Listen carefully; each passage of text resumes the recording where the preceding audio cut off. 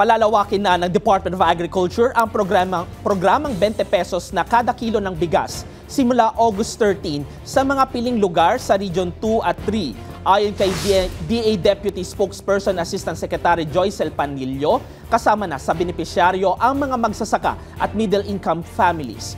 18 billion pesos mula sa budget ng DA ang ilalaan sa programa na sisimulan sa 18 sites sa tulong ng NFA Warehouse. Ito'y kasunod ng panibagong pagtitiwalang ipinahayag ni Pangulong Ferdinand Marcos Jr. na ibaba ang presyo ng bigas sa 20 pesos kada kilo at mas palawakin pa ang programa sa buong bansa. Sa ngayon, nakikinabang sa 20 pesos kada kilo ng bigas ang mga PWD, solo parents, senior citizens at 4Ps beneficiaries, ngunit inalmahan ito ng mga magsasaka dahil pinabababa umano ng mga traders ang presyo ng palay.